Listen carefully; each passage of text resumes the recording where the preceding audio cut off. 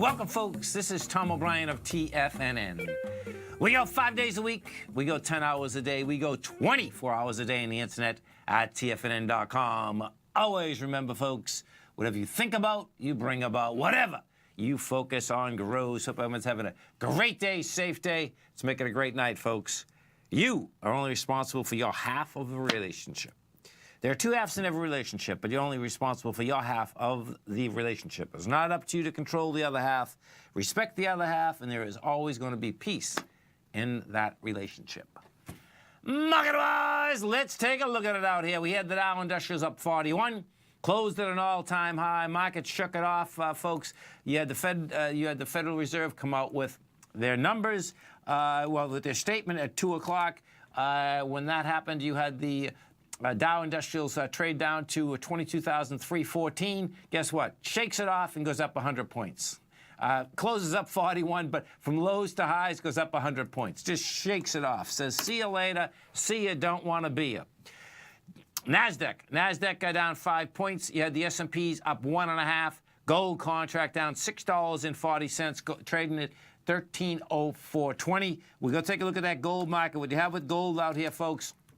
Gold traded from a high out here of 13.19, a low of 12.99. You've done 338,000 contracts. It looks to me that you're still going to probably try to either test the lows of today or get into that 12.97 area. Silver also went downtown. Silver, though, rejected the lower price. We're down 8 cents, $17.19. Good performance out there at silver. I do expect the low of today will get retested, which is the 17.01. Platinum down $7, $9.44. Platinum has already rejected a lower price out here. You had the light sweet crude market catching a bid, up 79 cents, $50.70 a barrel. If we go take a look at that light sweet crude market, what you have with crude out here, they had the numbers come out today. Crude traded from a price point of $50.13. You're at $50.69. You've done 736,000 contracts inside the crude market, and that's a big number, folks. So that's saying that crude is going to have a shot to get up into the $52.62. That's the swing high from May.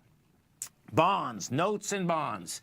What do we have? Notes came down 8 ticks, 125.23.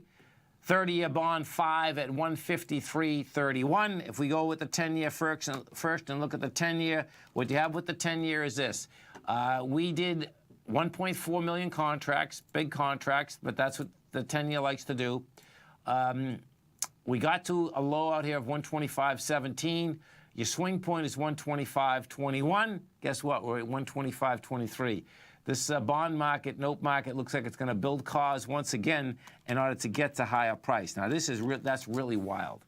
The 30-year bottom line got to 153.16, closed at 153.31. So that's from where it was to the low to the high, went up a half a point. The swing where we end up going higher inside the 30-year was 153.11. Now, the key to wrap your head around here in this 30-year, and this is about as intense as you can get, is that it still hasn't broken a swing point. And it didn't even make it to this sign of strength.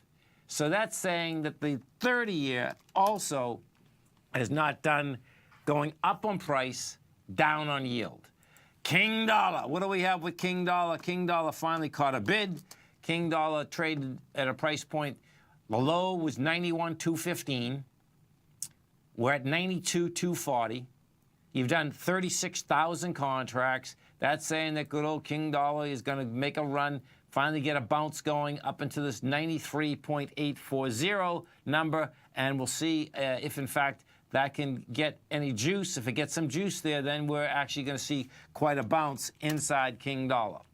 Federal Reserve, what their statement was all about out here, folks, is that they said they're going to start shrinking their balance sheet in October, moving to unwind it. They felt that Hurricane Harvey, Irma, and Marie have devastated many communities and inflicted severe hardships. That being said, The storm-related disruptions and rebuilding effect will affect economic activity in the near term, but past experience suggests that the storms are unlikely to alter the course of the national economy over the medium term. I'd like to know what they mean by near term and medium term, because if you live in those areas, folks, there's some heavy devastation there. There's no doubt about it. One of the quotes, while the storms will temporarily boost inflation thanks to higher prices for gasoline and other items, apart from that effect, inflation on a 12-month basis is expected to remain somewhat below the 2% near term, but stabilize around the committee's 2% objective over the medium term. The economy expanded at 2.1% in the first half of the year, in line with the pace during this expansion. The labor market has continued to strengthen, and economic activity has been raising moderately so far this year, the Fed statement said. The FOMC repeated language saying near-term risk to the economic outlook appeared to be roughly balanced. Bottom line, market-wise, folks, market shook it off in spades out here. If we go take a look at the S&P, what you're going to see is that you had the S&P futures, they were down 10. They ended up being up 1. It said, see ya, don't want to be ya. NASDAQ. NASDAQ's problem, actually, the NDX problem, is all about, basically all about Apple. Apple came down today, big volume. We broke a B point, broke it with volume. Apple down 266, trading 156.07. There's a wide gap that's open, folks, at 150.22. I expect that's going to get filled. SWKS, and this is what happens inside Apple. It was Apple suppliers also. That's why I'm saying Apple is the problem inside the NDX. You had Skyworks, one of the big suppliers, that was down 4%, $4.42. 3.5 million shares, big volume. Skyworks closed at 103. That looks like it wants to run to 98 to 94. AVGO, another supplier of Apple, that closed down $6.85 at 242. That also come down with volume. That's going down the bottom of the consolidation that it's been trading in. It hit 237.86, and you hit that with volume. That is saying that, number one, it's going to get down there once again. More than likely, you're going to see that break in 227, more than likely is game. You stay right there, folks. We're coming back with some numbers out here. Dow Industrials finished up 41. NASDAQ down 5. S&P's flat. We're going to be right back.